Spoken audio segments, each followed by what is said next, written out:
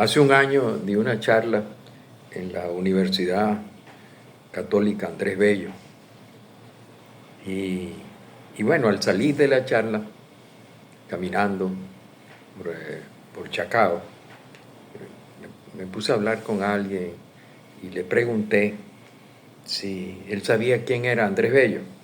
Y todo el mundo me decía, no, Andrés Bello. Andrés Bello es una avenida. Otros me decían que Andrés Bello era la Universidad Católica Andrés Bello. Bueno, lo cierto es que es Andrés Bello. Nadie sabía. Y sin embargo, Andrés Bello fue el más grande humanista del siglo XIX. No lo decimos los venezolanos, lo dicen los chilenos y lo dicen los mexicanos. Alfonso Reyes, por ejemplo, dijo que el hombre, el intelectual humanista más importante del siglo XIX era Andrés Bello. Bueno, Andrés Bello es un venezolano del cual yo voy a referirme ahora y que nació en 1783 y murió en 1865. Murió a los 83 años. La vida de Andrés Bello la voy a hablar de su vida y obra dividiendo en cuatro segmentos. Un primer segmento es su vida en Caracas. Él vivió hasta los 19, 20 años en Caracas, hasta 1810. Su vida fue una vida no normal porque era una persona muy precoz. Vivía en Caracas cerca de un convento, el convento de la Merced, donde había una gran biblioteca, y él allí iba con mucha frecuencia a leer libros y a aprender latín. Luego, él ya, diríamos, en 1800, ya tenía aproximadamente 17 años, acompañó a Humboldt y a Bonpland en un viaje, en una excursión al parque, al Cerro del Ávila, una excursión botánica, y entonces él se interesaba por cosas así, pues. Acompañó a la expedición de la vacuna cuando llegó a Caracas y a Venezuela, la vacuna antivariólica, la variola o la viruela, era un mal que mataba a muchísima gente, era una epidemia. Y bueno, pero él estuvo siempre en los acontecimientos. En 1808 llegó la primera imprenta a Caracas y en esa imprenta se comenzaron a imprimir periódicos, y el primer periódico se llamaba La Gaceta de Caracas. Él estuvo ahí presente, él era el redactor jefe. O sea, estamos hablando de una persona que antes de los 20 años había hecho muchísimas cosas. Incluso había escrito poesía, había escrito un libro, un resumen de la historia de Venezuela, y otro libro que se llamaba Guía para caminantes o forasteros de Venezuela. Son dos libros interesantes que él escribió antes de haber cumplido, antes de 1810. 1810 es aproximadamente 17 más 10, son 27 años. 1810. En 1810 una expedición, se había declarado la independencia de Venezuela y se buscaban recursos en el exterior para luchar contra el gobierno español, para lograr la independencia, y viajaron Luis López Méndez y Simón Bolívar a Londres y se llevaron al joven Andrés Bello para Londres, para solicitar ayuda al gobierno inglés. Después de algún tiempo que estuvieron allí, Bolívar regresa a Venezuela y se quedó López Méndez y Andrés Bello se quedaron en Londres en condiciones no muy satisfactorias. Bello vivía en la casa de Francisco de Miranda y podía aprovechar la enorme biblioteca de quien fue el prócer de la independencia venezolana, Francisco de Miranda, y él Bueno, pero el tiempo pasaba, la situación era casi insoportable.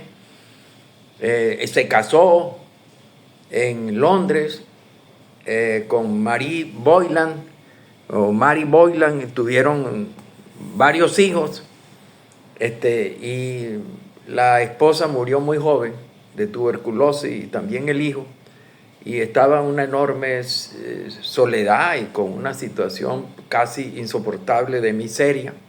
Pedía ayuda, escribió muchas veces a Simón Bolívar para que lo regresara a Venezuela, le mandara los recursos para poder regresar a Venezuela, y nunca le respondió. Le escribió varias veces, a pesar de que había sido su profesor, a pesar de la poca diferencia de edad, había sido su profesor entre 1700, creo que fue en 1787. No, él fue el profesor cuando tenían como cuando tenían como 13 o 14 años, él fue el profesor de Simón Bolívar. En esa situación tan difícil de vida, él incluso viudo, desesperado, en la miseria, con frío. Estoy poniendo las cosas porque estar en el exterior, estar en Londres, sin familia, solo y sin dinero, debe ser algo horrible. Así le ha pasado a uno a veces. Y entonces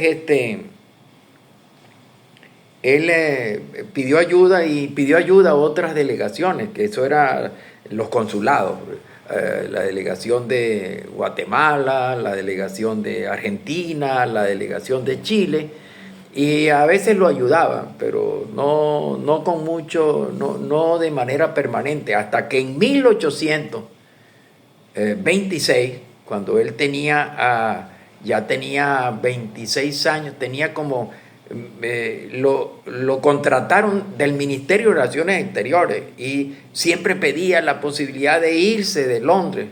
Se había casado otra vez, y la situación ahora con pareja era cada vez más complicada, hasta que por fin pasó a la segunda etapa de su vida, o a la tercera etapa de su vida. Habíamos dicho que íbamos a hablar de las tres etapas. La primera etapa hasta 1810, cuando sale a Londres; la segunda entre 1810 y 1826, y la tercera etapa a partir de 1829, y la tercera etapa a partir de 1829, cuando llega a Santiago de Chile con su familia, y allí cambió totalmente su vida. Se puede decir que los chilenos lo amaron, reconocieron la enorme validez de ese venezolano que pedía desesperadamente regresar a Venezuela o que la ayudara, y nunca lo ayudaron.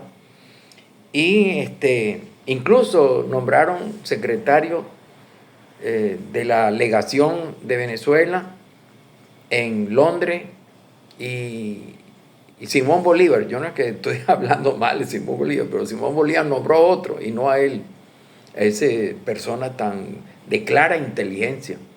Había escrito 2 hermosísimos poemas, había hecho traducciones a Homero, traducciones a Horacio, y había escrito 2 hermosos poemas. Uno era la alocución a la poesía, y el otro Silva la agricultura, de la zona tórrida, que nos enseñaron a nosotros en el colegio, donde es una especie de recreación de la naturaleza americana, de la enorme exuberancia y belleza de la naturaleza americana. Bueno, y en Chile fue un trabajador incansable hasta el punto de que llegó a ser senador en el tiempo que pasó en Chile, desde 1829 hasta su muerte en 1865, más o menos 36 años. Y fue senador en 36 años, redactó el Código Civil de Chile, estuvo trabajando en varias universidades chilenas, y se le dio la oportunidad de, diríamos, crear la Universidad de Chile, la universidad más prestigiosa de Chile hoy en día, Bueno, él la crió y fue su primer rector hasta su muerte en 1865. Un hombre extraordinario. Ya al final, habiendo abusado, diríamos, de la vida desordenada, porque abusó de la vida desordenada, fumaba mucho, fumaba habanos cubanos, cigarros cubanos, comía muchísimo, sobre todo grasas, le encantaban las comidas pesadas,